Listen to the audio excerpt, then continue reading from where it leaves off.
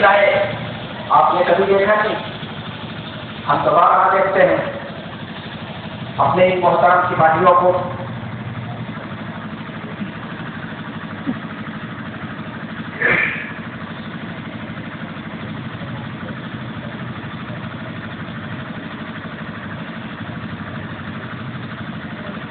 اللہ کے نبی صلی اللہ علیہ وسلم کائنات میں تشریف لائے. تقریباً 63 سال 4 دن کی زندگی گزارنے کے بعد نبی صلی اللہ علیہ وسلم اس دنیا سے رحمت فرما کر اللہ کے نبی چلے گئے. اللہ کے نبی کا انتقال ہوا اور انتقال فرما کر اس دنیا سے اللہ کے نبی رخصت ہو گئے. صحابہ اکرام رضوان اللہ علیہم اجمعین نے اپنے ہاتھوں سے نبی کو قبر میں اتارا اور نبی کے قبر پر اپنی نمجیدہ غمگیدہ اشکبار آنکھوں کے ساتھ رنجیدہ تڑپتے ہوئے دلوں کے ساتھ نبی کو مٹی کے حوالے کیا اور نبی کی پیاری لب جگر حضرت فاطمہ الزہرا نبی صلی اللہ علیہ وسلم کی جدائی کے رنج میں شعر پڑھ کر کہتی ہے، اے رات و دن اگر پیارے نبی میرے آقا میرے والد محترم محمد عربی صلی اللہ علیہ وسلم نے کسی کے انتقال فرما جانے کے غم میں اگر رونے سے منع نہ کیا ہوتا، آج اتنا میں روتی کہ دن بھی سیاہ ہو جاتا، دن بھی رات بن جاتا. پیارے نبی کی پیاری بیٹی فرماتی ہے نبی کی جدائی کے غم میں اللہ کے نبی صلی اللہ علیہ وسلم کی زندگی کے آخری لمحات ہیں. اللہ کے نبی امی عائشہ صدیقہ کائنات کی امی جان امی عائشہ صدیقہ رضی اللہ عنہا کے سینے سے ٹیک لگا کر کے اللہ کے نبی آرام فرما ہے. آخری لمحات ہے. فاطمہ الزہرا داخل ہوتی ہے. اللہ کے نبی فاطمہ الزہرا کو آگے بلاتے ہیں، کان میں کچھ کلمات کہتے ہیں.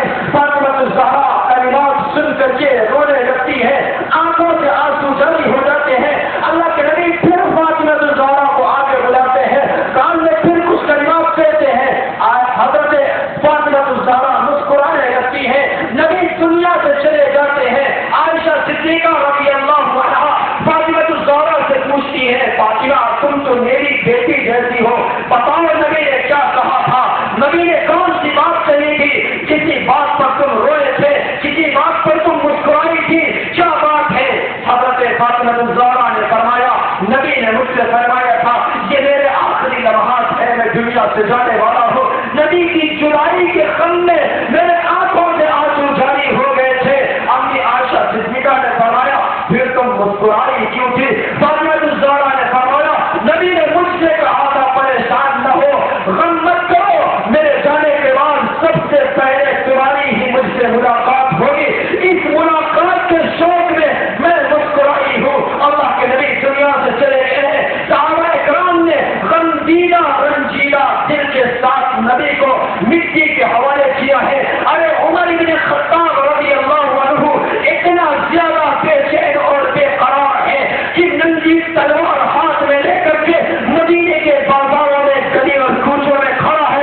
اگر کسی نے کہہ دیا خاتم الانبیاء محمد مصطفیٰ انتقال کر گئے ہیں، مر گئے ہیں، میں اس کا سر قلم کر دوں گا. یہ عمر ابن خطاب کہہ رہے ہیں. عمر ابن خطاب رضی اللہ عنہ کہہ رہے اگر کسی نے کہا کہ نبی انتقال کر رہے ہیں اس کا سر قلم کر دیں گے. کیا عمر ابن خطاب کو اتنا بھی نہیں معلوم تھا؟ موت اور زندگی بھی وہ نہیں سمجھتے تھے. توجہ، کیا عمر ابن خطاب رضی اللہ عنہ خطر رسول خلیفہ رسول جانشین ابو بکر صدیق رضی اللہ عنہ کیا اتنا بھی نہیں سمجھتے تھے کہ موت کیا ہے زندگی کیا ہے؟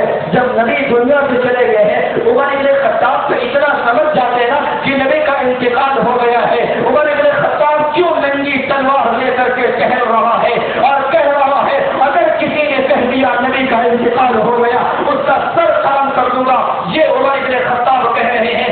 ارے عمر ابن خطاب تو وہ ہے جب نبی نے ارشاد فرمایا جس طرح عمر ابن خطاب جاتا ہے شیطان راستہ چھوڑ کر کے بھاگتا ہے. عمر ابن خطاب کے بارے میں پیارے پیغمبر فرماتے ہیں ان اللہ جعل الصدق علی اللہ کے نبی نے ارشاد فرمایا عمر ابن خطاب وہ ہے جو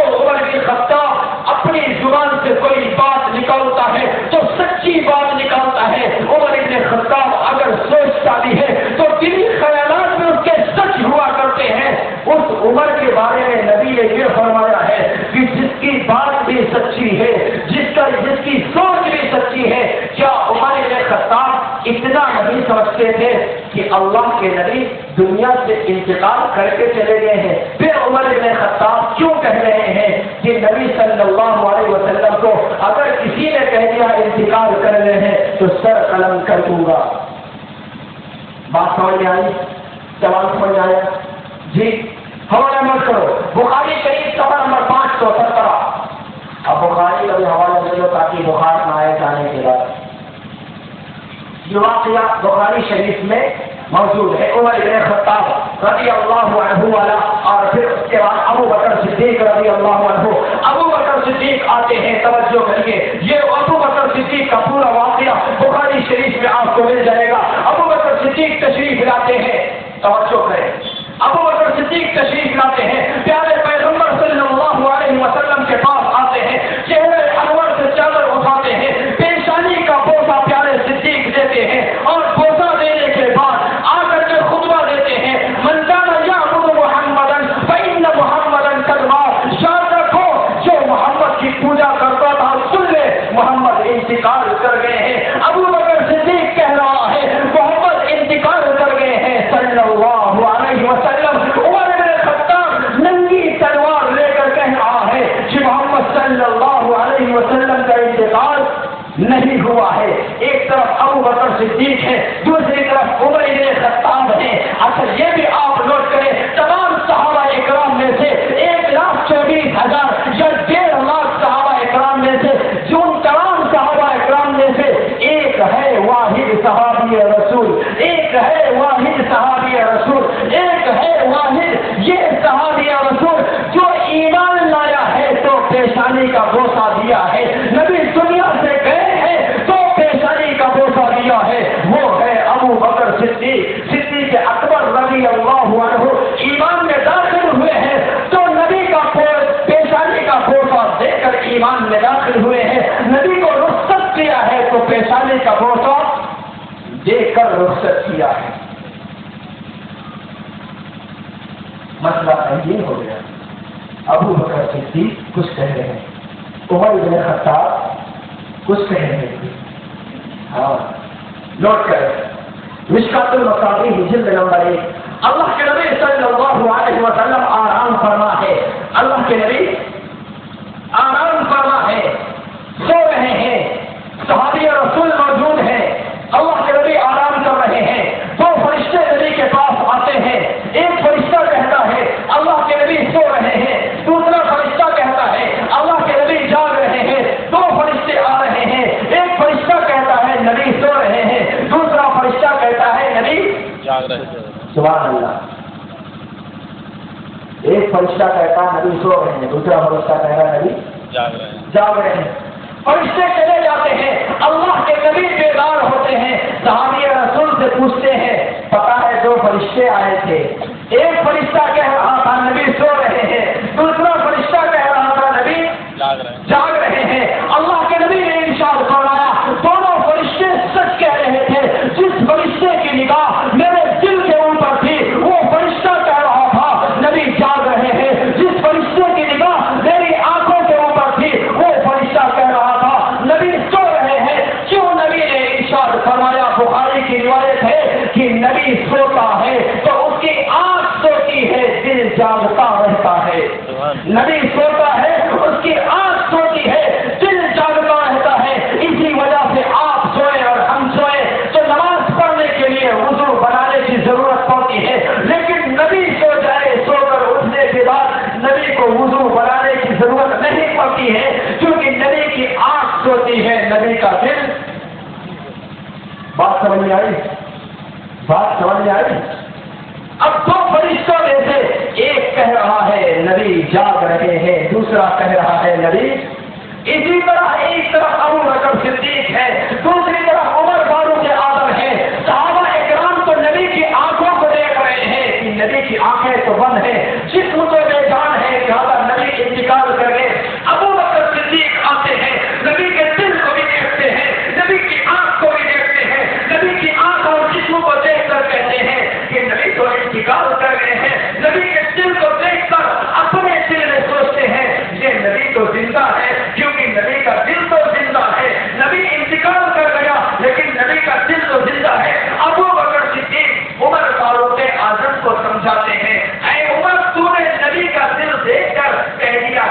کا انتقال نہیں ہوا.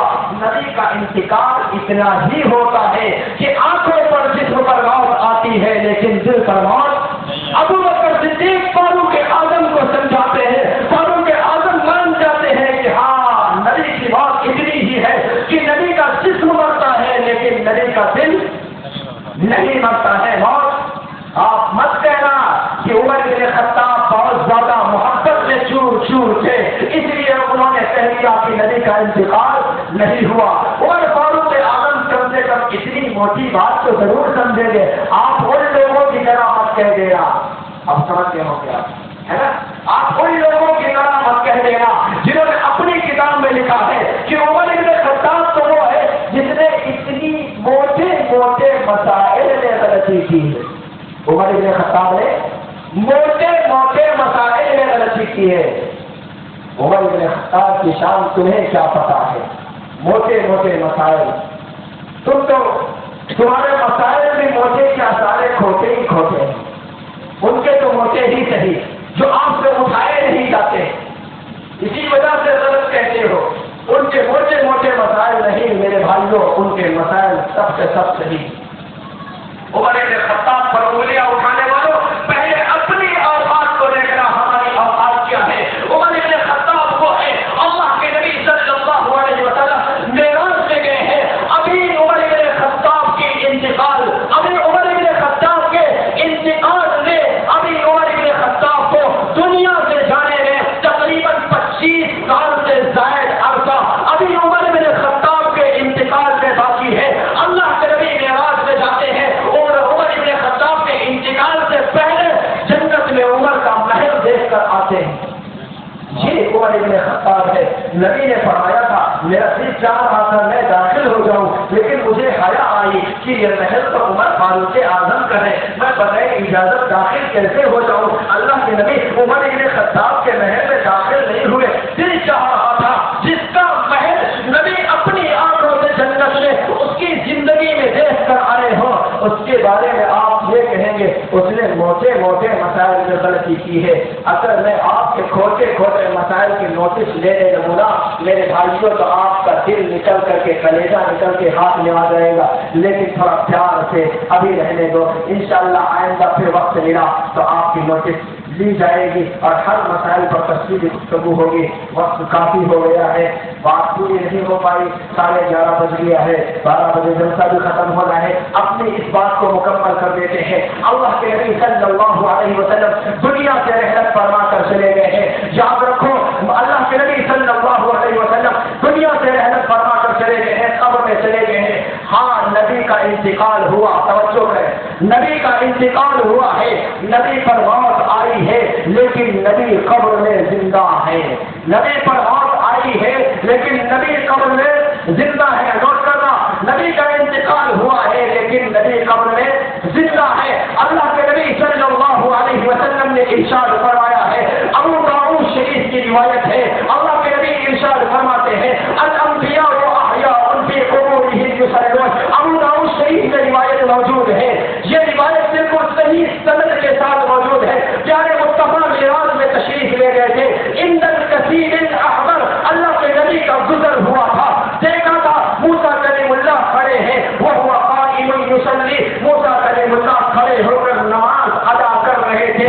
موسیٰ کلیم اللہ اللہ کے پیغمبر ہے, ان کا انتقال ہوا لیکن قبر میں کھڑے ہو کر وہ نماز ادا کر رہے تھے. جو کھڑے ہو کر نماز ادا کرتا ہے وہ زندہ ہوتا ہے, وہ مردہ نہیں ہوتا ہے. جو نماز پڑھتا ہے وہ زندہ ہوتا ہے, جو کھڑا ہوتا ہے وہ زندہ ہوتا ہے, جو تلاوت کرتا ہے وہ زندہ ہوتا ہے. نماز میں تو تسبیحات بھی ہوتی ہے نا, تسبیحات پڑھنے والا زندہ ہوتا ہے, مردہ نہیں ہوتا ہے. ارے تم تو سائنس کی بات جاننے والے ہو گے, سائنس نے تحقیق کر کے رکھ دی ہے. اللہ کے قرآن نے سورۃ الحشر میں اعلان فرمایا یا کسی اور مقام سے اعلان فرمایا ہے کہ دنیا کی جتنی مخلوقات ہیں یہ سب اللہ کی تسبیح بیان کرتی ہے. هو الله الخالق البارئ المصور له الاسماء الحسنى يسبح له ما في السماوات والارض, ما في السماوات والارض, آسمان و زمین میں جو ہے وہ اللہ کی تسبیح اور اللہ کی تسبیح زندہ کرتا ہے. آج کے دور میں یہ جو نظر آنے والی ہر شے ہے اس میں کسی نہ کسی شکل میں جان موجود ہے، اس میں کسی نہ کسی شکل میں جان موجود ہے۔ ہر دور میں اللہ اسی حساب سے کام کرتا ہے۔ صحابہ اکرام کو بغیر کسی حجت کے ایمان لے آنا تھا، اس لیے ضرورت نہیں تھی آپ کو اور ہمیں حجت بازی کرنی تھی، اپنی ناقص عقل کے ذریعے سے ناقص عقل کے اوپر ایک ایک مسئلے کو ایک ایک عقیدے کو پرکھنا تھا، لہذا جو چیز آپ کی عقل میں نہیں آ سکتی تھی اس کو بھی اللہ نے تحقیق کے سائنس کے میدان میں لا کر کے کچھ حد تک آپ کی عقل کو اللہ نے سمجھایا ہے۔ پھر بھی بہرحال ایمان بالغیب ہی ہوتا ہے۔ سورۃ البقرہ میں اللہ اعلان فرماتا ہے متقین کون ہے؟ الذین یؤمنون بالغیب، غیب کی باتوں پر ایمان لانے والے یہ ہے متقی۔ اگر سب چیز ظاہر ہو جائے پھر ایمان کسے کہتے ہیں؟ آنکھوں سے جو نظر آئے اسے ماننا یہ ایمان نہیں کہتے ہیں، اسے تو مشاہدہ کہتے ہیں کہ ہم نے دیکھ کر مانا ہے۔ جو آنکھوں سے نظر نہ آئے اسے ماننا ایمان کہتے ہیں۔ ہم نے جنت نہیں دیکھی مانا ہے یہ ایمان ہے، ہم نے جہنم نہیں دیکھی مانا ہے یہ ایمان ہے، پرصراط نہیں دیکھی مانا ہے یہ ایمان ہے، ہم نے اللہ کو نہیں دیکھا مانا ہے یہ ایمان ہے۔ بغیر دیکھے مانے تو ایمان کہلاتا ہے، دیکھ کر مانے تو مشاہدہ کہلاتا ہے۔ اس لیے بغیر دیکھے میرے بھائیوں یقین کیا کرو۔ اللہ کے نبی صلی اللہ علیہ وسلم اسی طرح اللہ کے نبی بھی قبر میں ہے، دنیا سے انتقال کر کے چلے گئے ہیں، لیکن نبی بھی قبر میں زندہ ہے۔ اللہ کے نبی نے ارشاد فرمایا ہے جو میری قبر کے اوپر آتا ہے، قبر پر آنے کے بعد میرے اوپر صلاۃ و سلام کا تحفہ پیش کرتا ہے، اللہ کے نبی نے ارشاد فرمایا میں اس صلاۃ و سلام کو سنتا ہوں اور اس صلاۃ و سلام کا جواب کہتا ہوں۔ پانچویں بات، اللہ کے نبی دنیا سے انتقال کر کے گئے لیکن قبر میں زندہ ہے، جس کا عقیدہ ہے بات کر رہے ہیں ماشاءاللہ۔ میں وضاحت کروں گا، آپ کو سمجھاؤں گا کیسے زندہ ہے، سمجھیے کچھ حد تک مکمل نہیں ہے تو ایمان بالغیب بن دیکھے ماننا ہے نا، دیکھیے، لیکن کچھ حد تک قریب پہنچیں گے آپ۔ اللہ کے نبی انتقال کر کے چلے گئے لیکن قبر میں زندہ ہے۔ کسی سوال کرنے والے نے سوال کیا اس کی کیا اوقات ہے کہ ہماری آنکھوں میں آنکھیں ڈال کر بات کرے، آپ سمجھ گئے ہوں گے بہرحال، لیکن اس نے اپنے بھاشن میں، اپنے لیکچر میں، اپنی تقریر میں، اپنے خطاب میں یہ بات کہا اور نبیوں کو زندہ ماننے والوں، تم نبیوں کو زندہ مانتے ہو، بتاؤ اگر نبی قبر میں زندہ ہے تو جو زندہ ہوتا ہے اسے کھانے کی ضرورت پڑتی ہے۔ توجہ ہے، توجہ، جو زندہ ہوتا ہے اسے کھانے کی ضرورت پڑتی ہے، نبی قبر میں زندہ ہے انہیں کھانے کی ضرورت پڑتی ہوگی، اگر وہ کھاتے ہوں گے نعوذ باللہ نعوذ باللہ نعوذ باللہ ثم نعوذ باللہ نعوذ باللہ، وہ کھاتے ہوں گے تو بتاؤ لیٹرین پیشاب پخانہ کہاں کرتے ہوں گے؟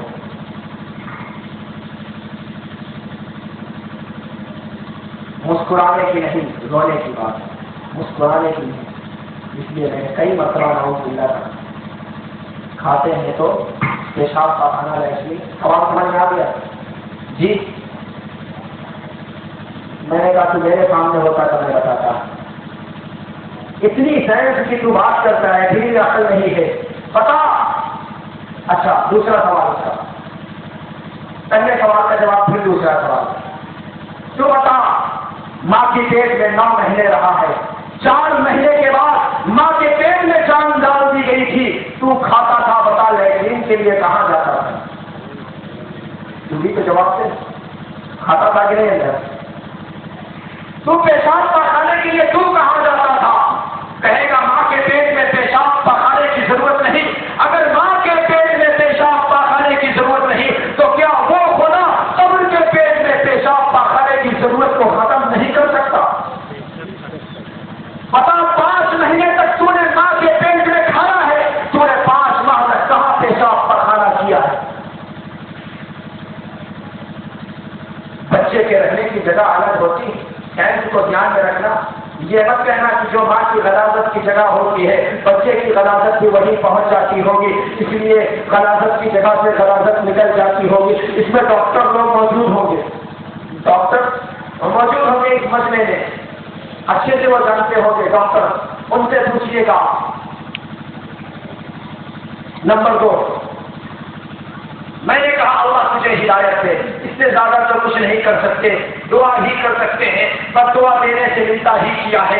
اگر سارے لوگ جنت میں چلے جائیں تو میرے باپ کا کیا نقصان ہوگا، اور سارے جہنم میں چلے جائیں تو میرے باپ کا یا میرا کیا فائدہ ہو جائے گا۔ اللہ کے نبی تو سب کو جنت میں پہنچانے کے لیے آئے تھے، ہم بھی سب کے لیے دعا کریں گے، ہمارے علماء اکابرین بھی سب کے لیے دعا بھی کرتے ہیں، کوششیں بھی کرتے ہیں، یہ جلسہ بھی اسی لیے ہے۔ اللہ اس کے ذریعے سے ہدایت کا پیغام عام کرے اور سب جہنم اور گمراہی کے راستے سے بچ کر جنت اور ہدایت کے راستے پر چلنے والے بن جائیں۔ میں تمہارے لیے ہدایت ہی کی دعا کر سکتا ہوں، اللہ تمہیں ہدایت دے۔ ہدایت دینے کے بعد تمہارا انتقال ہو، انتقال ہو جانے کے بعد میدان حشر میں تو ہو، میدان حشر کے بعد اللہ تیرا آسان حساب و کتاب یا بغیر حساب و کتاب کے اللہ مجھے جنت میں داخلہ نصیب فرما دے۔ بتا جنت میں تو زندہ جائے گا یا موتا؟ بتا تو جنت میں زندہ جائے گا یا؟ اگر تو جنت میں زندہ جائے گا بتا یہ سارے پھل فروٹ جن کا قرآن میں تذکرہ ہے وہاں کھائے گا یا نہیں کھائے گا؟ اللہ سے کہہ دے گا ہم نہیں کھائیں گے، کیونکہ کھانے والے کو لیٹرین اور پیشاب پخانے کی ضرورت پڑتی ہے۔ خدا سے کہہ دے گا میری جنت کو ویران کر دے، کسی باغ اور درخت کی ضرورت نہیں ہے، نہیں وہاں کھائیں گے۔ پھر کھانے کے بعد کیا ہوگا؟ نہیں جنت میں کسی پیشاب پخانے کی ضرورت نہیں ہے، ڈکار لیں گے ہضم ہو جائے گا۔ واہ، معلوم ہوا جنت میں جا کر کے تو کھائے گا پیے گا لیکن جنت میں پیشاب پخانے کی ضرورت نہیں ہوگی۔ ارے تو مرنے کے بعد ہزار نہ جانے لاکھوں اربوں سال نہ جانے کب اللہ بہتر جانے تو جنت میں جائے گا، لیکن میرے پیارے پیغمبر کا فرمان سنو، بخاری شریف میں موجود ہے، مسند احمد میں موجود ہے، اور نہ جانے کئی کتابوں میں، ایک کتاب میں نہیں، بخاری میں کئی مقامات پر اور مسند احمد میں کئی مقامات پر، ابو داؤد میں اور حدیث کی کتابوں میں کئی جگہ موجود ہے۔ اور حاجی جو حج کرنے کے لیے گئے ہیں، جو عربی زبان جانتے ہیں، وہ حضرات آج جائیں نبی کے روضے پر جائیں، وہاں نبی کی یہ حدیث لکھی ہوئی ملے گی۔ اللہ کے نبی نے فرمایا ہے ما بین قبری و منبری ما بین بیتی و منبری روضۃ من ریاض الجنہ، جو میرا ہجرہ ہے، حضرت عائشہ کا جو گھر ہے، یہ جو نبی کا روضہ ہے، اس جگہ سے لے کر کے مسجد نبوی کا جو محراب ہے، اس درمیان کا جو حصہ ہے، یہ بظاہر دنیا کی زمین ہے، لیکن نبی نے فرمایا ہے یہ جنت کا حصہ ہے۔ اللہ کے نبی تو پہلے سے ہی جنت میں ہے، جب نبی جنت میں ہے بتا کھانے کے بعد ان کو کیسے ضرورت پیش آئے گی؟ بتا کھانے کے بعد ان کو ضرورت پیش آئے گی؟ نبی تو پہلے ہی سے جنت میں ہے۔ اب آپ سے سوال ایک اور، اللہ کے نبی کہاں مدفون ہے؟ میرے بھائیوں بتاؤ اللہ کے نبی کہاں مدفون ہے؟ جواب دو۔ ہاں، اللہ کے نبی کا روضہ آپ یہ کہیں گے مدینے میں ہے، آپ کا جواب صحیح ہے۔ اللہ کے نبی کا روضہ مسجد نبوی میں ہے، آپ کی بات صحیح ہے۔ نبی کا روضہ حجرہ عائشہ ہے، آپ کا جواب صحیح ہے، لیکن ساتھ ساتھ نبی کا روضہ جنت ہے یہ بھی آپ کہیں۔ جب نبی کا روضہ جنت ہے تو نبی جنت میں ہے، جو جنت میں ہوتا ہے آپ جاؤ گے تو کھانے کے بعد پیشاب پاخانہ لیٹرین کی ضرورت نہیں ہوگی، تو پیارے پیغمبر کو بھی لیٹرین اور پیشاب پاخانے کی ضرورت۔ ایک اور سوال جو اس نے نہیں کیا ہے وہ ہم خود کر لیتے ہیں اور خود ہی جواب بھی دے دیتے ہیں۔ اس نے تو نہیں کیا ہے نا، مجھ سے سوال ملے گا مجھ سے جواب دے دیتے۔ اگر اللہ کے نبی تو روضے میں مدفون ہے، نبی کی جگہ پہ جنت ہے، لیکن آدم صفی اللہ کہیں اور دفن ہے، ابراہیم خلیل اللہ تو کہیں اور دفن ہے، موسیٰ کلیم اللہ تو کہیں اور دفن ہے، وہ جگہ تو جنت نہیں ہے۔ نبی نے یہ نہیں فرمایا ہے میں اپنی قبر میں زندہ ہوں، بلکہ نبی نے یہ فرمایا ہے الانبیاء آدم صفی اللہ سے لے کر محمد مصطفیٰ تک الاسلام، یہ سارے کے سارے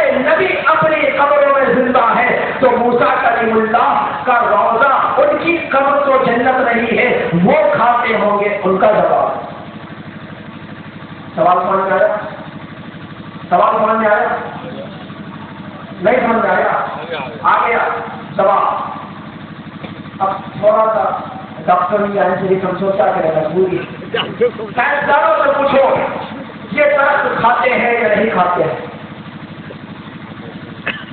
یہ کھیتوں میں لگے ہوئے پودے ان کو غذا کی ضرورت ہے یا نہیں ہے؟ جتنے کھربوں کی تعداد میں دنیا میں درخت ہیں سب کو غذا کی ضرورت ہے. بغیر غذا کے کوئی درخت زندہ نہیں رہتا ہے. بتاؤ یہ درخت غذا کھانے کے بعد لیٹرین اور پیشاب کھانے کے لیے کہاں جاتے ہیں؟ نہیں سمجھ آ رہا. اب جواب آپ نہیں دو گے, جواب بھی ہم ہی دیں گے, آپ کو نہیں دو گے. یہ درخت کھاتے ہیں, غذا ہے. سائنسدانوں سے پوچھو, سائنسداں آپ کو بتائیں گے ان کی غذا ایسی چیز ہے جو غذا نظر آنے والی نہیں ہے. ان کی غذا مانوی چیز ہے. جب مانوی چیز غذا بنتی ہے تو ظاہری چیز لیٹرین پیشاب پاخانہ نہیں آتا ہے. پیارے پیغمبر اور ان کے ساتھ جتنے نبی اپنے اپنی قبروں میں ہیں, ان سارے لوگوں کو جو غذا ملتی ہے اس غذا کے بارے میں خود اللہ کے قرآن نے اور خود اللہ کے نبی نے فرما دیا ہے کہ جو ان کو رزق دیا جاتا ہے لا تشعرون, وہ رزق ظاہری نہیں ہے, وہ رزق مانوی ہے. جس رزق کو آپ سمجھ نہیں سکتے ہیں, جب رزق ظاہری نہیں ہے تو پھر ظاہری پیشاب پاخانے کی ضرورت پتہ نہیں سمجھ میں آیا کہ نہیں. جب رزق ظاہری ہو تو ہم لوگ کھاتے ہیں چاول دال بھات, یہ جو کھاتے ہیں اس کے لیے ظاہری گندگی ہوتی ہے, ورنہ ضرورت نہیں پڑتی ہے. میں نے یہ جواب اس کے لیے دیا ہے جو انبیاء دوسری جگہوں پر دفن ہے, ان کے اوپر کوئی اعتراض کر سکتا تھا, ورنہ پیارے پیغمبر کو تو مسئلہ حل ہے. اللہ کے نبی خود جنت میں مدفون ہے, اور جو جنت میں ہوتا ہے وہ کھانے کے بعد پیشاب پر کھانے کی ضرورت نہیں پڑتی ہے. اب وہ سوال کر رہا ہے, اس کا سوال جواب کرے. وہ سوال کر رہا ہے بتاؤ اللہ کے نبی کی عمر کتنی ہے؟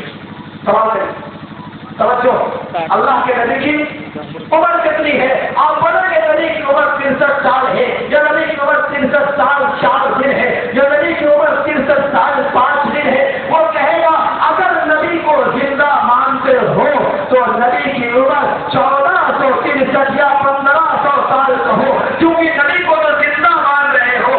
زندہ کی عمر مانی جاتی ہے, شمار کی جاتی ہے. تم نے نبی کی عمر کم کیوں بیان کی ہے؟ نبی کی عمر پوری بیان کرو. میرے بھائی منہ مانگی موت لے لے, پتا تو ماں کی پیٹ میں تھا, 35 سال کی عمر میں تیرا انتقال ہوا, تیری عمر کیا ہے؟ تو کہتا ہے 35 سال. میں نے کہا جھوٹے, تیری عمر 35 سال 5 ماہ ہے. 5 ماہ تو ماں کے پیٹ میں زندہ رہ چکا ہے. تو نے جواب کیا نہیں زندگی اس دنیا کی زندگی مانی جاتی ہے. میں نے کہا ہاں, ماں کے پیٹ کی زندگی نہیں مانی جاتی, اسی طرح قبر کی پیٹ کی زندگی بھی عمر میں شمار نہیں کی جاتی.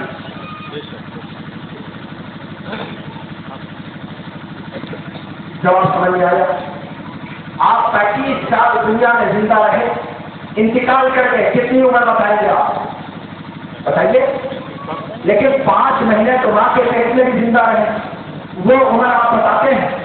نہیں بتاتے ہیں. معلوم ہوا دنیا میں آنے سے پہلے کی عمر آپ, اسی طرح سے دنیا سے جانے کے بعد کی جو زندگی ہے وہ عمر بھی دنیا کے ساتھ آپ شمار نہیں کریں گے. اسی وجہ سے ہم نبی کی عمر 63 سال یا 63 سال جتنے دن بھی ہے وہ بیان کرتے ہیں, 1463 سال بیان نہیں کرتے ہیں. میرے بھائیوں, ہم نے 5ویں چیز 5واں عقیدہ یہ بیان فرمایا, اللہ کے نبی اور تمام نبی انبیاء علیہ السلام و تسلیمات اپنی اپنی قبروں میں زندہ ہے, باحیات ہے, نماز ادا کرتے ہیں. اللہ انہیں رزق پہنچاتا ہے. وہ رزق کیسا ہے اس کی کیفیت ہمیں اور آپ کو نہیں معلوم ہے. جس طرح اللہ کا قرآن یہ اعلان کرتا ہے جو میدان جنگ میں شہداء جا کر شہید ہو جاتے ہیں, یہ شہداء اپنی قبروں میں زندہ ہیں, لیکن وَأَنْتُمْ لَا تَشْعُرُونَ, ان کو رزق ملتا ہے,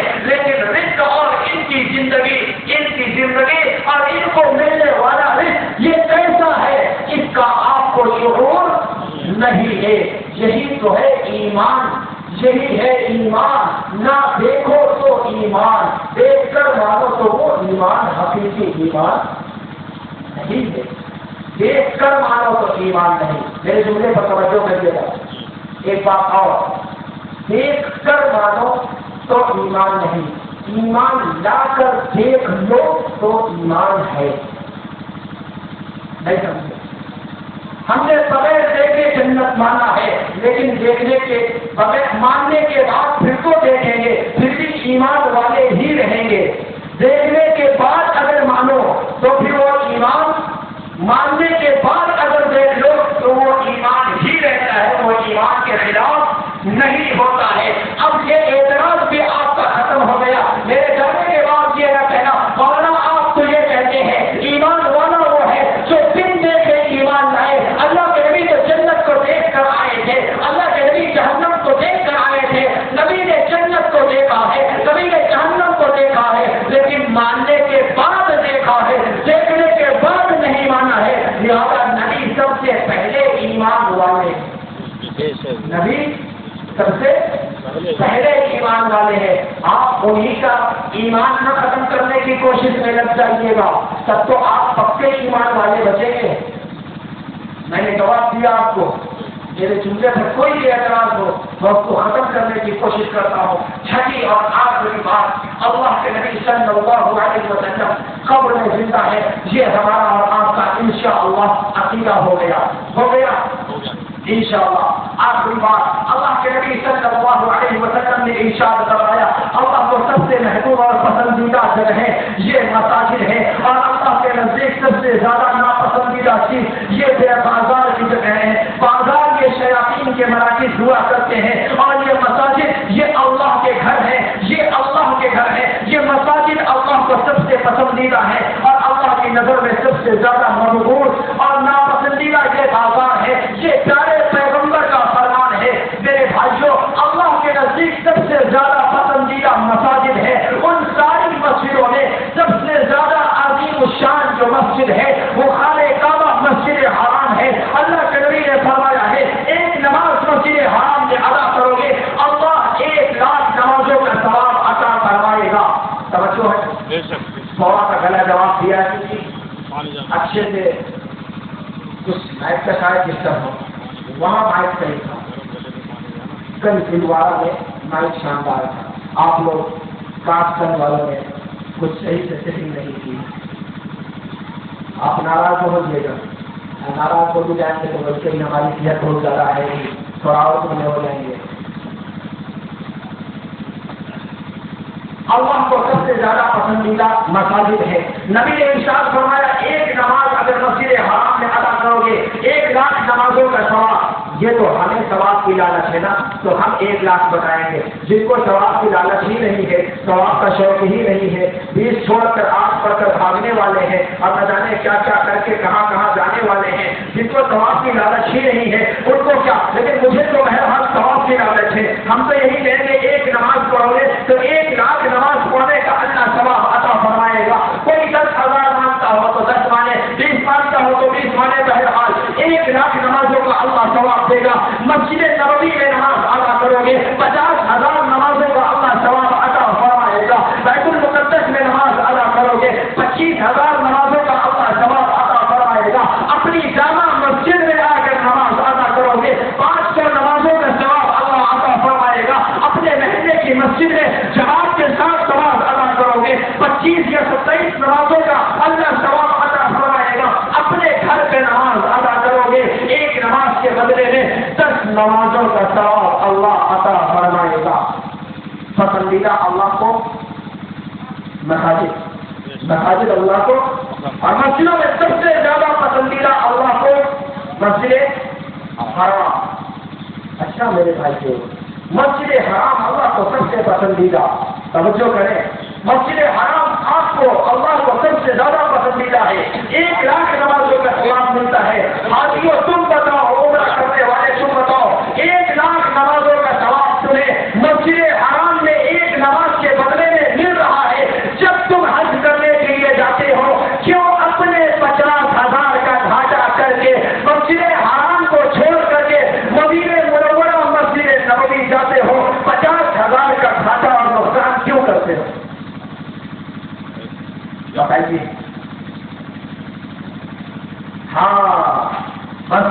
حرام میں ایک نماز کا ثواب 1,00,000 نماز ہے، لیکن 1,00,000 نہیں، اربوں کھربوں نماز ایک طرف رکھو اور پیارے پیغمبر محمد مصطفیٰ صلی اللہ علیہ وسلم کی ذات ایک طرف رکھو، نبی کی ذات وہاں موجود ہے، ان کی عقیدت اور محبت میں ہم 50,000 نمازوں کے ثواب کو قربان کر دیتے ہیں، لیکن نبی کی محبت میں مدینہ منورہ نبی کے روضے کی زیارت کے لیے جاتے ہیں۔ نبی نے ارشاد فرمایا ہے، میرے انتقال کے بعد جس نے میرے قبر کی زیارت کی وہ ایسا ہی ہے جیسے زندگی میں میری زیارت کی۔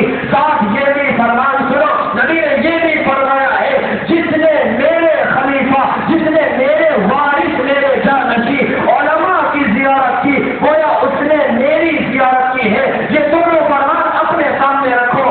اللہ کے نبی کی محبت میں آپ اور حاجی اور عمرہ کرنے والے مدینہ طیبہ تشریف لے جاتے ہیں، ہے نا ایسا؟ ورنہ کہاں رہتے آپ لوگ؟ مسجد حرام میں رہتے؟ مسجد حرام کو چھوڑ کر آپ واپس نہ آتے۔ نبی کی محبت میں آپ ایسا کرتے ہیں۔ معلوم یہ ہوا، توجہ، معلوم یہ ہوا کہ اللہ کو مساجد پسندیدہ ہے، لیکن اللہ کی نگاہ میں ساری مسجدوں سے بھی زیادہ جو چیز عظمت والی ہے، جو چیز شان والی ہے، جو چیز نرالی ہے، وہ نبی کی ذات ہے۔ نبی کی ذات سے زیادہ نہ کوئی مسجد ہے، نہ کوئی نبی ہے، نہ کوئی ولی اور پیغمبر ہے۔ اس لیے میرا اور اہل سنت والجماعت کا یہ عقیدہ اور ایمان ہے کہ نبی کے جسم پاک سے جو مٹی کے ذرات لگے ہوئے ہیں، نبی کے جسم پاک سے جو مٹی کے ذرات لگے ہوئے ہیں، فضائل اعمال کے حوالے سے اب آئی ہے بات۔ فضائل اعمال کے حوالے سے جو میں نے کہا تھا آدھا گھنٹہ پہلے، یہ بات ہے فضائل اعمال کے حوالے سے نبی کے جسم پاک کے ساتھ جو مٹی کے ذرات لگے ہوئے ہیں، خدا کی قسم وہ مسجد نبوی سے، وہ خانہ کعبہ سے، وہ عرش و کرسی سے، ہر چیز سے اعلیٰ ہے عقیدہ ہے۔ نبی کے جسم پاک کے ساتھ مٹی کے جو ذرات لگے ہوئے ہیں، وہ ذرات خانہ کعبہ، مسجد نبوی اور عرش و کرسی سے بھی اعلیٰ ہے۔ کوئی اعتراض کرنے والا کہہ سکتا ہے عرش پر اللہ ہے، جہاں اللہ ہے وہ اعلیٰ نہیں ہے، جہاں نبی ہے وہ اعلیٰ ہے۔ عرش اعلیٰ کہو، تم نبی کے روضے کو اعلیٰ کیوں کہتے ہو؟ عرش کو اعلیٰ کہنا چاہیے۔ اچھا اگر تم نبی کے روضے کو اعلیٰ کہتے ہو، پھر جب دعا مانگتے ہو تو آسمان کی طرف ہاتھ اٹھا کر دعا کیوں مانگتے ہو؟ تم کو دعا مانگنی چاہیے، نبی کے روضے کی طرف ہاتھ اٹھا کر دعا مانگنی چاہیے۔ میں نے کہا یہ عقیدت کی جگہ ہے، یہ عقیدت کی جگہ ہے، یہ نبی کی جو جگہ، نبی کا جو روضہ ہے، یہ نبی سے دعا مانگنے کی جگہ نہیں ہے۔ ہم نبی سے دعا نہیں مانگتے ہیں، اس لیے ہاتھ ان کی طرف نہیں اٹھاتے ہیں، مانگتے اللہ سے ہے، اس لیے اللہ کی طرف، آسمان کی طرف۔ اللہ تو ہر جگہ ہے، توجہ رکھیے گا، اللہ ہر جگہ پر ہے۔ ادھر بھی ہاتھ ایسے اٹھاؤ تو اللہ ہے، ایسے بھی اٹھا کے دعا مانگو تو پھر بھی اللہ ہے، ایسے بھی اٹھا کے دعا، اللہ ہر طرف ہے۔ لیکن جو بڑا ہوتا ہے اس کی نسبت بڑائی کی طرف ہوتی ہے۔ ابھی میں بیان کر رہا ہوں، کوئی ایکشن لے لے، فوراً صحافی صاحب فرمائیں گے اوپر سے آڈر آیا ہے جلسہ بند کر دیجیے، تو کیا عرش سے آڈر آیا ہے؟ اعلان ہوتا ہے نا، اوپر سے آڈر آیا ہے جلسہ، تو کیا عرش سے آڈر آتا ہے؟ زمین سے آتا ہے۔ وہ بڑا ہے، اس لیے نسبت اونچائی اور بڑائی کی طرف کرتے ہیں کہ اوپر سے آڈر آیا ہے جلسہ بند کر دیجیے۔ اللہ ہر جگہ پر ہے، لیکن اوپر بھی اللہ ہے، نیچے بھی اللہ، دائیں اور بائیں بھی اللہ۔ اس لیے دعا مانگتے وقت ہم اوپر کی طرف اللہ کی بڑائی والی شان کا لحاظ کرتے ہوئے ہاتھ اٹھاتے ہیں۔ نبی کے جسم کے ساتھ جو ذرات لگے ہوئے ہیں یہ عرش و کرسی سے اعلیٰ ہے، لیکن ہم اللہ کے نبی سے نہیں مانگتے ہیں، اس لیے ہاتھ نبی کی طرف نہیں اٹھاتے ہیں کہ نبی آپ ہم کو دے دیجیے، بلکہ مانگتے اللہ سے ہے۔ اور اللہ کی شان بڑائی والی ہے، بلندی والی ہے، علو والی ہے، عالی شان ہے۔ اس کی عالی شان اور عالی مرتبت کا خیال کرتے ہوئے آسمان کی طرف، عرش کی طرف، بلندی کی طرف ہاتھ اٹھا کر دعا مانگتے ہیں۔ نبی کہ جسم سے لگے ہوئے جو ذرات ہیں وہ اعلیٰ ہیں. کوئی سمجھتے ہیں اب آپ توجہ کریے گا، یہ ضمنی بات ہے، بات یہاں پہ ختم ہوگی کہ نبی کے جسم کے ساتھ جو لگے ہوئے مٹی کے ذرات ہیں وہ اعلیٰ ہیں. آپ نے عرش سے بھی اعلیٰ کہہ دیا، عرش پر تو اللہ ہے. توجہ توجہ، عرش پر تو اللہ ہے. آپ ہر چیز سے اعلیٰ کہتے، کم سے کم عرش سے اعلیٰ نہ کہتے تو بات سمجھ میں آ سکتی تھی. عرش پر اللہ ہے، آپ نے اس سے بھی اعلیٰ کہہ دیا. میرے بھائیوں، اللہ عرش پر ہے، اللہ تو ہر جگہ پر ہے. نبی کے جسم پاک سے مٹی کے جو ذرات لگے ہوئے ہیں اللہ سے وہاں پر بھی ہے. تو نبی کے جسم کے لگے ہوئے ذرات کو اگر میں نے اعلیٰ کہا ہے تو اللہ کی ذات تو وہاں بھی ہے. اور پھر ایک مسئلہ مخلوق کا ہے، ایک مسئلہ اللہ کا ہے. توجہ کریے، بہت توجہ، ورنہ مس ہو جائے گا، آپ سمجھ نہیں سکیں گے. ایک مسئلہ اللہ کا ہے، ایک مسئلہ مخلوق کا ہے. ایک مسئلہ خالق کا ہے، ایک مسئلہ مخلوق کا ہے. ایک مسئلہ عابد کا ہے، ایک مسئلہ معبود کا ہے. ایک مسئلہ بندگی کا ہے، ایک مسئلہ اس کا ہے جس کی بندگی کی جاتی ہے. اللہ کا مسئلہ الگ ہے، اللہ عرش پر ہے. اچھا بتائیے، اذان ہوتی ہے، اذان ہوتی ہے، اذان میں کلمات ہوتے ہیں، اللہ اکبر اللہ اکبر. ترجمہ بتائیے، ترجمہ بتائیے. اللہ، آپ تو بتائیے، اللہ بڑا ہے یا سب سے بڑا ہے؟ سب سے بڑا، سب سے بڑا ہے. جب آپ کہو گے اللہ سب سے بڑا ہے، اب اگر آپ مطلب کے لوگ درود و سلام کا تحفہ پیش کرتے ہیں یا نہیں کرتے ہیں؟ بالکل آپ پیش کرتے ہیں. اگر آپ کو موقع مل جاتا ہے، تھوڑا سا بھی اگر آپ کو چانس مل جاتا ہے، آپ اس چانس کو گولڈن چانس سمجھتے ہیں اور فوراً ہاتھ اٹھا کر کہتے ہیں اے اللہ کے نبی یا رسول اللہ صلی اللہ علیہ وسلم، یہ گنہگار بندہ آپ کی بارگاہ میں حاضر ہوا ہے، یہ گنہگار بندہ اللہ سے استغفار کر رہا ہے. اے نبی، آپ بھی اللہ سے ہمارے لیے مغفرت طلب کر دیجیے. اگر آپ کو تھوڑا سا بھی چانس ملتا ہے اور فوراً ہاتھ اٹھا لیتے ہیں، یا تو دل میں تو کہتے ہیں موقع ملتا ہے، اس موقع کو آپ گولڈن چانس سمجھتے ہیں. جو آپ کو یقین ہے پیارے نبی جس کے لیے مغفرت کی دعا کرے، اگر وہ ایمان والا ہو، منافق نہ ہو، اگر وہ ایمان والا ہو. شرط نہیں سمجھو، میرا ایک جملے سے دھیان دینا، نبی نے منافق کے لیے استغفار کیا تھا، ہے نا؟ ایک جملے پہ دھیان. شرط یہ ہے کہ ایمان والا ہو. اگر نبی اس کے لیے استغفار کرے، آپ کا دل، ہمارا دل گواہی دیتا ہے کہ نبی کے استغفار کی وجہ سے ہماری مغفرت ہو جائے گی. اللہ کے نبی دنیا سے رخصت ہو کر چلے گئے. ایک عربی اللہ کے نبی کی خدمت میں آیا ہے اور نبی کی خدمت میں آ کر کے قرآن پاک کی آیت کا حوالہ پیش کرتا ہے. وَلَوْ أَنَّهُمْ إِذْ ظَلَمُوا أَنفُسَهُمْ، قرآن پاک کی آیت کا حوالہ پیش کر کے کہتا ہے اے اللہ کے نبی، اللہ کا قرآن اعلان کرتا ہے، اللہ فرماتا ہے لوگوں نے اپنی جانوں پر ظلم کیا ہے، وہ گنہگار ہے.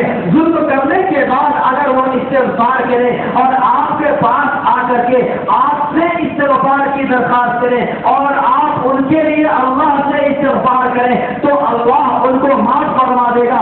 آرابی آ کر کے قرآن کی یہ آیت پیش کرتا ہے، پھر چند اشعار میں پیش کرتا ہے اور اشعار میں نبی سے کہتا ہے اے اللہ کے نبی، میں اللہ کو گواہ بنا کے کہتا ہوں میں گنہگار ہوں، میں اللہ سے معافی مانگتا ہوں. یا رسول اللہ، آپ بھی ہمارے لیے اللہ سے، اس نے کس چیز کا حوالہ دیا؟ قرآن کی آیت کا حوالہ دیا. قرآن کی آیت کا حوالہ دے کر کے اللہ کے نبی سے معافی. سنیے، اس مسئلے کو کہتے ہیں استشفاء. نبی کے روضے پر جا کر یہ کہنا اے اللہ کے نبی، میں اللہ سے معافی مانگتا ہوں، آپ بھی ہمارے لیے اللہ سے معافی طلب کریے، معافی مانگیے. اسے کہتے ہیں استشفاء. کیوں؟ نبی سنتے ہیں. درود پیش کرو گے تو نبی سنیں گے، درخواست کرو گے تو نبی سنیں گے، اور نبی چاہیں گے تو اپنی بڑی خوشی سے اللہ کے نبی صلی اللہ علیہ وسلم اللہ سے ہمارے لیے استغفار اور مغفرت کی دعا کریں گے. آج بھی جاؤ مسجد نبوی میں اس آرابی کے وہ اشعار آج بھی مسجد نبوی میں نبی کے روضے پر لکھے ہوئے موجود ہیں. اور مسلمانوں اور نوجوانوں اور میرے بھائیوں جو کہتے ہو نبی کے روضے پر جا کر کے نبی سے استغفار کی درخواست کرنا یہ شرک ہے، بتاؤ اگر یہ شرک ہے تو نبی کے روضے پر آج جو لکھا ہوا کیوں موجود ہے؟ نبی نے اللہ سے دعا کی تھی اللہم لا تجعل قبری وطنا یعبد، اے اللہ میری قبر پر کبھی شرک کا کام نہ ہونے دینا، اے اللہ میری قبر پر کبھی بت پرستی کا کام مت ہونے دینا. اگر یہ شرک ہے تو نبی کی قبر پر کیوں موجود ہے؟ اگر ایمان ہے تو ٹھیک ہے، اگر شرک ہے تو بتاؤ نبی کی دعا کیا قبول نہیں ہوئی؟ نبی کی قبر کیا شرک کی جگہ بن گئی؟ ہمیں یقین ہے نہیں. نبی کا روضہ نبی کی قبر آج بھی شرک سے محفوظ ہے اور قیامت تک شرک سے انشاءاللہ محفوظ رہے گی. کیوں نبی نے دعا کی ہے میری جگہ کو وطن یعبد، شرک کی جگہ بت پرستی کی جگہ مت بنانا. اسے کہتے ہیں استشفاء، اللہ سے اللہ کے نبی سے شفاعت کی استغفار کی درخواست کرنا. آپ کو موقع ملے نبی کی بارگاہ میں جاؤ، ادب کے ساتھ جاؤ، انتہائی ادب اور احترام کے ساتھ جاؤ، چلاتے ہوئے شور کرتے ہوئے بے ادبی کے ساتھ نبی کے روضے پر نہ جاؤ، انتہائی آہستہ قدم کے ساتھ جاؤ. نبی کے روضے پر با ادب کھڑے ہو کر کے درود و سلام کا جتنا کثرت سے ممکن ہو درود و سلام کا تحفہ پیش کرو، اور پھر درود و سلام کے بہترین نذرانے تحفے پیش کرنے کے بعد اللہ کے نبی سے پیش کرو یہ آپ کا گنہگار امتی آپ کے روزے پر آیا ہوا ہے. آج یہ گنہگار امتی آج آپ کے روزے پر اللہ سے معافی مانگ رہا ہے. اے نبی آپ بھی اللہ سے معافی طلب کریے. یاد رکھیں اللہ کے نبی کے زمانے میں جب نبی دنیاوی زندگی میں زندہ تھے قرآن کی یہ آیت اس وقت کے لیے بھی تھی. نبی دنیا سے چلے گئے اس وقت کے لیے بھی یہ آیت ہے. اللہ کے قرآن میں اعلان فرمایا کہ نبی کے پاس اور نبی مغفرت طلب کریں گے. ہمارے جانے کے بعد کوئی یہ نہ کہے کہ قرآن کی یہ آیت تو نبی کی زندگی کے لیے ہے. جب نبی دنیاوی زندگی میں باحیات تھے اس وقت قرآن کی یہ آیت تھی کہ نبی کے پاس کوئی آئے اور نبی سے استغفار کی درخواست کرے تو نبی استغفار کریں گے. نہیں نبی کی زندگی کے لیے بھی یہ آیت ہے. اور جو تفسیر کی کتاب اٹھا کر کے دیکھو، جو تفسیر کی کتاب چن کرے وہ تفسیر کی کتاب اٹھا کر کے دیکھو، مفسرین نے وضاحت کرتی ہے کہ قرآن کی یہ آیت نبی کی زندگی کے لیے بھی ہے اور نبی کی زندگی کے بعد قبر والی زندگی کے لیے بھی. ساتویں چیز میں نے کیا بیان کی؟ استشفاء، یعنی نبی کے قبر پر جا کر کے اپنی معافی اللہ سے پھر نبی سے درخواست کرنا اے اللہ کے نبی آپ میرے لیے اللہ سے مغفرت طلب. الفاظ سے دھیان، آپ نبی سے نہیں کہیں گے اے اللہ کے نبی مجھے معاف کر دیجیے. توجہ ہے، آپ نبی سے معافی نہیں مانگ رہے ہیں، آپ اللہ سے معافی مانگ رہے ہیں اے اللہ مجھے معاف کر دیجئے. اور نبی سے آپ کہہ رہے ہیں اے نبی آپ اللہ سے میرے لیے معافی مانگیے. آپ یہ نہیں کہ اے نبی آپ معاف کر دیجئے. معافی نبی سے نہیں مانگی جا رہی ہے، نبی کو وسیلہ بنایا جا رہا ہے، نبی کے وسیلے سے اللہ سے معافی مانگی جا رہی ہے.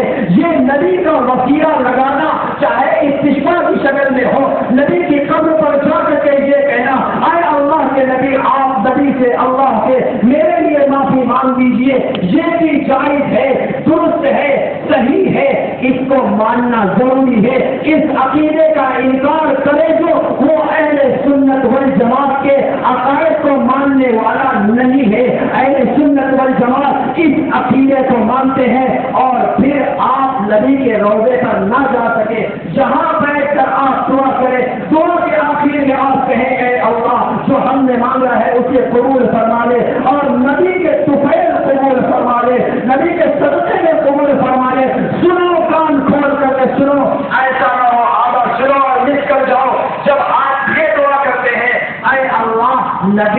صدقے نے ہماری دعا قبول فرما لے. کچھ ہمارے بھائی اب کچھ ہی کہیں گے نا, کچھ ہی کہنا پڑ رہا ہے. کچھ ہمارے بھائی کہتے ہیں کہ نہیں بھائی آپ سے کہو گے اے اللہ نبی کے واسطے سے ہماری دعا قبول کر لے, یہ شرک ہو جائے گا. یاد رکھو, کان کھول کر کے آپ سنو, اگر کسی نوجوان آپس میں آپ سارے کے سارے ایک دوسرے کو ماں بہن کی گالی دے دو, آپ گنہگار ہو گے. نہ جانے کون کون سی گالی دے دو, آپ گنہگار ہو گے. کائنات میں سب سے بدترین گالی, کائنات میں سب سے بدترین گالی, کائنات میں سب سے بدترین گالی اگر کوئی ہو سکتی ہے تو کسی کو کافر اور مشرک کہنا. کائنات میں سب سے بدترین گالی اگر کوئی ہو سکتی ہے تو کسی کو کافر اور مشرک کہنا. کیوں میرے بھائیوں, آپ میاں بیوی ہیں, میں نے میاں کو مشرک کہہ دیا, دونوں کا ایمان باقی نہیں رہا, ساری اولاد حرامی اولاد ہو گئی, ان کا رشتہ باقی نہیں رہا, یہ انتقال کر کے چلا گیا, قبرستان میں دفن کرنا حرام ہو گیا, یہ انتقال کر کے چلا گیا, اس کی وراثت ہم نے بیوی کو دے دی, یہ وراثت بیوی کو دینا حرام ہو گیا. نہ جانے کتنے مسائل آئیں گے اس ایک گالی کی وجہ سے. اسی لیے میں نے کہا کائنات میں سب سے بدترین گالی کسی کو کافر, اور کتنی آسانی سے آپ کہہ دیتے ہیں شرک ہے, شرک ہے, شرک ہے. اتنے مرتبہ شاید آپ سبحان اللہ کی تسبیح بھی نہیں پڑھتے ہوں گے جتنے مرتبہ دل میں شرک ہے, شرک ہے, شرک ہے, شرک ہے آپ کہتے ہیں. اتنے مرتبہ سبحان اللہ کی تسبیح بھی پڑھنے تو اچھی بات ہے. دن میں 5 مرتبہ نماز ہوتی, 5 مرتبہ نماز نہیں پڑھتے ہوں, لیکن 50 مرتبہ شرک ہے تو کہیں دیتے ہوں گے. میرے بھائیوں اب اس کو سمجھو, جب آپ کہتے ہو اے اللہ نبی کے وسیلے سے میری دعا قبول کر لے, آپ بالکل یہ نہیں کہتے ہو اے نبی میری دعا قبول کر لے. آپ یہ کہتے ہیں اے اللہ میں تو گنہگار ہوں, میری کیا اوقات ہے آپ کی بارگاہ میں, ہم تو آپ سے معافی مانگے, ہم معافی کے قابل نہیں, گناہوں کے مجرم ہیں, دن میں رات میں ہر جگہ ہم نے گناہ کیے ہیں. اے اللہ میں گناہوں کی معافی کے لائق کہاں ہوں, لیکن تیرا نبی تیری بارگاہ میں محبوب ہے, تو اس کے تو پیار کرتا ہے, اس کی محبت اور پیار کا لاج رکھ کر مجھے معاف کر دے. یہ آپ کہتے ہیں, یہ بالکل نہیں کہتے اے نبی آپ معاف کر دے. آپ کے کہنے کا مطلب یہ ہوتا ہے پیارے نبی کی محبت میں اے اللہ ان کی محبت سے طفیل آپ مجھے معاف کر دیں. ایک مثال, آپ کے شہر میں ایسو ہے, آپ کو اس کے پاس جانا ہے, کوئی کام کرانا ہے, آپ کے ایسو سے تعلقات نہیں ہے, کام آپ کو کرانا ہے, وہ آپ کو جانتا نہیں, لیکن کوئی ہے جس سے ایسو کسی بھی وجہ سے بہت محبت کرتا ہے, بڑا پیار کرتا ہے. اب آپ کو بات ایسو سے منوانی ہے, اپلیکیشن آپ کو ایسو سے دینا ہے, گزارش اس سے کرنی ہے, درخواست اس سے کرنی ہے. آپ جاتے ہیں ایسو سے کہتے ہیں ایسو صاحب فلاں صاحب نے یہ اپلیکیشن لے کر آپ کے پاس بھیجا ہے. تو کیا مطلب, آپ ایسو سے ایسو کے اپلیکیشن نہیں دیتے ہیں, آپ ان صاحب کو اپلیکیشن دیتے ہیں اور ان سے کہتے ہیں فلاں صاحب نے منتری صاحب نے یہ اپلیکیشن آپ لے لیجیے. نہیں, بلکہ آپ ایسو سے یہ کہنا چاہتے ہیں آپ کے نزدیک وہ پیارا ہے, محبت والا ہے, ہماری تو کوئی اوقات نہیں تھی, ہم تمہارے پاس یہ اپلیکیشن یہ درخواست لے کر کے آتے, لیکن وہ تو تمہارے نزدیک پیارا ہے, اس کے پیار میں ہی میرا اپلیکیشن پہ سگنیچر آپ کر دیجئے. یہ آپ کہنا چاہتے ہیں. بالکل آپ یہ نہیں کہنا چاہتے ہیں کہ ہم ایسو کو چھوڑ کر وہاں اپلیکیشن لے کر جاتے ہیں. بالکل اسی طرح سے میرے بھائیوں جب آپ دعا کرتے ہو اے اللہ نبی کے وسیلے سے میری دعا قبول فرما لے, آپ یہ نہیں کہتے ہو اے نبی میری دعا قبول کر لے, بلکہ آپ یہ کہتے ہو نبی آپ کے نزدیک پیارا ہے, نبی کے پیار اور محبت کی وجہ سے دعا قبول کر لے. آخری بات, یہ آخری بات, کوئی صاحب یہ کہیں گے وسیلہ شرک ہے, توجہ کریے گا, بالکل لاسٹ اور اینڈ. کوئی صاحب یہ کہیں گے وسیلہ شرک ہے, ان سے آپ سوال کریے وسیلہ شرک ہے تو میں پوچھتا ہوں کسی چیز کا وسیلہ دینا جائز بھی ہے؟ وہ کہیں گے ہاں، نبی کا مت دو، ولیوں کا مت دو، بزرگوں کا مت دو، نماز روزے کا وسیلہ دو۔ قرآن کہتا ہے استعینوا بالصبر والصلاۃ، نماز کا وسیلہ دو۔ اگر وسیلہ شرک ہے تو یہ بھی تو شرک ہوگا، کیونکہ ایسا تو نہیں ہوتا ہے کہ شرک کہیں شرک ہو اور شرک کہیں شرک۔ شرک اگر نبی کا وسیلہ شرک ہوگا تو نماز کا وسیلہ بھی شرک ہوگا۔ یہ نہیں ہوگا کہ بابا کے پاس سر ٹیکو تو یہ ایمان ہو اور مورتی کے پاس سر ٹیکو تو یہ شرک ہو۔ غیر اللہ کو اللہ کے علاوہ کہیں بھی سر ٹیکو گے تو حرام ہی ہوگا۔ ایک جگہ شرک ہو اور ایک جگہ شرک نہ ہو، ایسا نہیں ہوتا ہے۔ اگر نبی کا وسیلہ شرک ہے تو پھر نماز کا وسیلہ بھی شرک۔ اب بتاؤ، ان سے کہو تم بھی تو مشرک ہو۔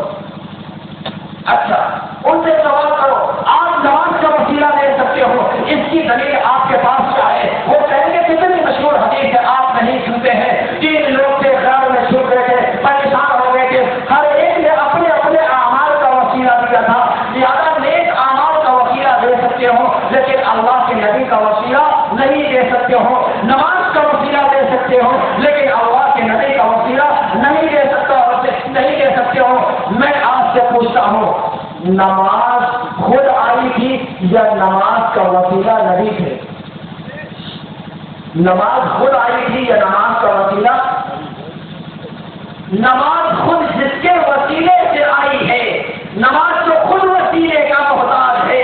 اگر نبی کا وسیلہ نہ لگتا، 5 وقت کی نماز معراج میں نبی کو نہ ملتی، نماز تو خود وسیلے کی محتاج ہے۔ جو خود وسیلے کی محتاج ہے، جس کے وسیلے کی محتاج ہے، اس کے وسیلے کا انکار کرتے ہو، اور جو خود وسیلہ چاہتی ہے اس کا وسیلہ آپ دیتے ہو۔ نماز تو خود وسیلے کا محتاج ہے۔ اگر نبی کا وسیلہ نہ ہوتا تو نماز ملتی؟ میرے بھائیوں، نماز نبی کے وسیلے کی محتاج، نبی کے ذریعے نماز ملی، روزہ نبی کے وسیلے کا محتاج، روزہ نبی کے ذریعے سے ملا، زکات اور حج اور تمام اعمال صالحہ ہمیں نبی کے ذریعے، نبی کے وسیلے سے، نبی کے طفیل میں، نبی کے صدقے میں، نبی کے واسطے اور وسیلے سے ملے ہیں۔ تو نبی کے وسیلے سے ملے ہیں، ہر چیز اعمال صالحہ میں سے نبی کے وسیلے سے ملی۔ جب اعمال صالحہ کا وسیلہ دینا جائز ہے تو پھر نبی کا وسیلہ دینا کیوں نہیں جائز ہے؟ اچھا، بخاری شریف کھول کر دیکھو، یہ حدیث آپ نے پڑھی ہوگی، اللہ کے نبی صلی اللہ علیہ وسلم کے پیارے خطر عمر ابن خطاب کے زمانے میں قید پڑھا۔ عمر ابن خطاب رضی اللہ عنہ نے دعا مانگی، اللہ سے کہا، اے اللہ کے نبی، اے اللہ کے نبی جب زندہ تھے، اللہ کے نبی کے واسطے سے ہم دعا کر لیا کرتے تھے، آپ بارش نازل فرما دیا کرتے تھے، اب نبی ہمارے درمیان زندہ نہیں ہے، ہم نبی کے پیارے چچا عباس کو وسیلہ بناتے ہیں، میری دعا آپ قبول کر لیجیے۔ یہ دلیل جب پیش کی جاتی ہے، فوراً وضاحت کرتے ہیں نبی زندہ تھے، زندے کا وسیلہ دے سکتے ہیں، مردے کا وسیلہ نہیں دے سکتے۔ میں نے کہا خیر شکر ہے، نماز سے کم نبی کی ذات پر آ گئے ہیں، تھوڑا تھوڑا آپ کا شرک اب مٹنا شروع ہو گیا ہے، چلو نبی زندہ ہے، اس کا وسیلہ دے سکتے ہو۔ میں نے